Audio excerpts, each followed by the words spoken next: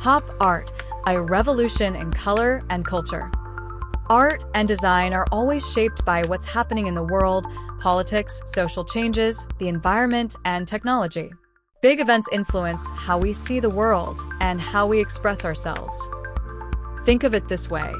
Without the French Revolution, we wouldn't have Delacroix's Liberty leading the people. And if photography hadn't been invented, we might never have gotten abstract art. Artists would still be painting realistic portraits instead of experimenting. The 20th century was full of ups and downs, wars, protests, space travel, computers, the internet. Life was changing fast and art was changing with it. Amid all this change, a new art movement exploded into life. Pop art. What is pop art? Pop art used images from advertising and popular culture. Things like comic books, Coke bottles, movie stars, and even soup cans. Artists used this style to celebrate and also critique modern life. One of the earliest examples of pop art is I Was a Rich Man's Plaything by Edoardo Paolozzi in 1947. He combined images of pinup girls, Coca-Cola ads, fighter planes, and even a gun firing the word pop. This wasn't just a random collage. It was a powerful comment on how consumerism and American culture were taking over post-war Europe. It became part of Paolozzi's Bunk series, shown to the independent group in 1952. Paolozzi's work was ahead of its time and inspired a whole generation of artists. Pop artists who changed the game. Richard Hamilton from the UK made what's considered the first true pop art painting. His art mixed ads, comic-style graphics, and pop culture to make bold, clever statements about society. He brought humor and critique together, showing how mass media was shaping our lives. Roy Lichtenstein from the USA, famous for turning comic book panels into giant, dramatic paintings. His style of thick black outlines, bright colors, and ben-day dots, a printing technique that made his work look just like comic books. He explored themes of war, romance, and pop culture while blurring the line between fine art and mass media. Andy Warhol from the USA was probably the most famous pop art artist. He turned soup cans, Coke bottles, and celebrities into iconic images. Using silkscreen printing, he repeated images like products on a shelf. Warhol believed art should be for everyone, not just the elite. His work explored fame, consumerism, and the way we see the world. Why does pop art matter? Pop art changed the game. It isn't just bright and fun, it transformed how we think about art. Before pop art, most people thought art had to be serious, historic, or painted in a traditional way. Then came pop art, and it broke all the rules, with the use of bold colors and cheeky designs. It was everywhere on billboards, soup cans, comic books, and magazine covers.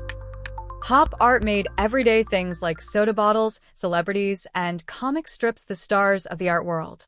It invited people to look at modern culture differently and to realize, hey, even this can be art. That's why pop art still matters. It taught us that art can reflect our lives, our culture, and even our shopping wish list. Pop artists drew significant inspiration from the Dada movement, particularly in their approach to challenging traditional art. Dada artists loved to shake things up. Instead of painting pretty pictures, they used ready-made objects you'd find in everyday life. Things like bicycle wheels, newspaper clippings, or, believe it or not, urinals. If it made people stop and say, wait, is that really art? They knew they were doing something right. Fast forward to the 1950s and 60s, and suddenly pop art exploded onto the scene, and it truly popped. It was fun, loud, and totally different from the styles that came before. But pop art wasn't just for paintings.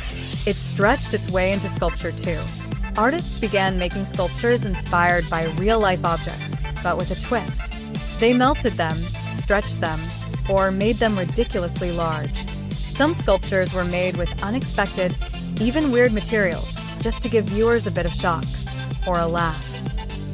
It didn't take designers too long to join in, and suddenly, furniture looked like something out of a comic book.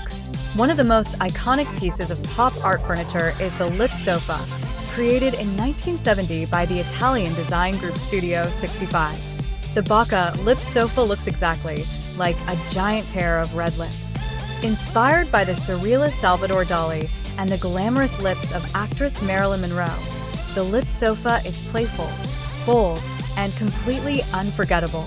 Even today, you can spot it in fashion boutiques, designer hotels, and ultra-modern homes around the world. And it wasn't the only quirky creation. Werner Panton's S-chair, with its sleek, flowing shape, looked like it came from the future. Aero Arnio's ball chair, round and enclosed like a cozy space pod, became an instant icon. Philippe Starck, a designer at Cartels, designed bright, colorful, and lightweight plastic furniture, turning ordinary chairs into something fresh and fun. These weren't just items to sit on. They were bold design statements, guaranteed to get people talking. Charles de Castelbajac is a French fashion designer known for his bold, playful, and pop art-inspired creations. Emerging in the late 20th century, his designs often blend high fashion with pop culture references, turning garments into vibrant, wearable art. He famously incorporated characters like Snoopy, Mickey Mouse, and South Park into his collections, and created dresses featuring Andy Warhol's Barack Obama print. In the world of collectible design, Coca-Cola has released several limited edition pop art-inspired cans that merge consumer culture with iconic art.